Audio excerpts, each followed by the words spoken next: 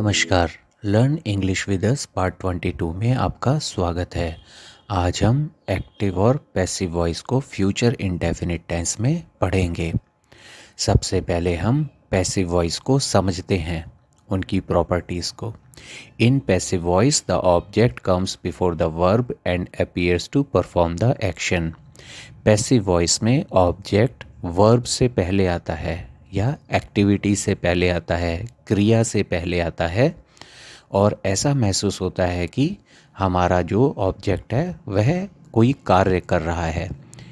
In passive voice focus is on the object और the result of the action.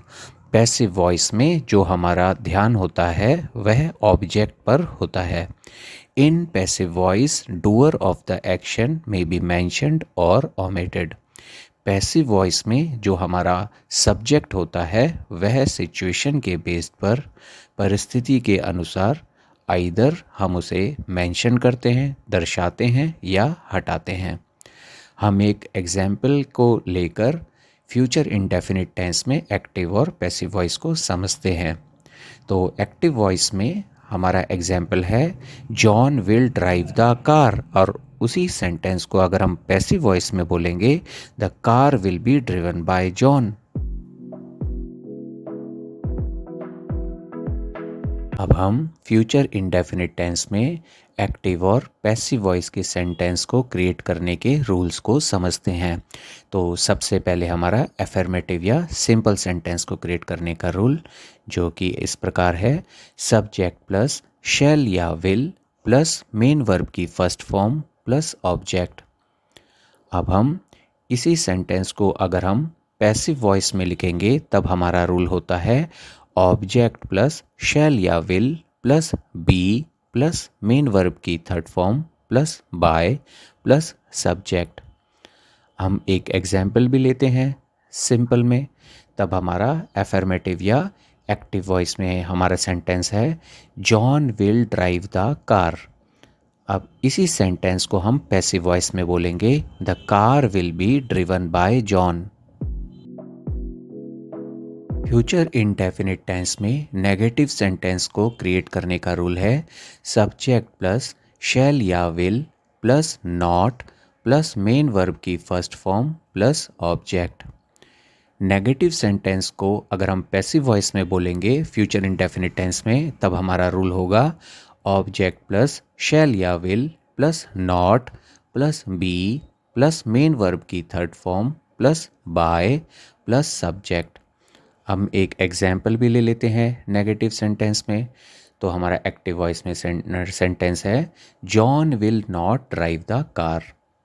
अब इसी negative sentence को हम पैसिव वॉइस में बोलेंगे the car will not be driven by John. Future indefinite tense में interrogative sentence को create करने का रूल है शैल या will plus subject plus main verb की first form plus object. Interrogative sentence को अगर हम पैसिव वॉइस में लिखेंगे तब हमारा रूल होता है शैल या will plus object plus be plus main verb की third form plus by plus subject. WH interrogative sentence भी सेम इंटरोगेटिव सेंटेंस ही होंगे, बट वहाँ पर WH फैमिली के वर्ड्स पहले आ जाएंगे। अब हम इंटरोगेटिव सेंटेंस का एक एग्जाम्पल ले लेते हैं, तब हमारा एक्टिव वॉइस में इंटरोगेटिव सेंटेंस होगा will John drive the car. अब इसी सेंटेंस को हम पैसिव वॉइस में बोलेंगे will the car B driven by John. Verbs की फॉर्म के लिए हम पार्ट 3 की वीडियो को रेफ़र कर सकते हैं, और यूजेस ऑफ शैल और विल के लिए हम प्रीवियस वीडियोस जो कि फ्यूचर इंडेफिनिट टेंस की हैं रेफ़र करने से अच्छे से समझ जाएंगे। Our important tip: the key to success lies in consistent language practice. Strengthen your proficiency by creating 20 new sentences daily, engaging in conversations, and practicing speaking in front of a mirror. Record yourself regularly, review on weekends, and maintain faith in your abilities. These steps collectively lead to significant improvement in communication skills.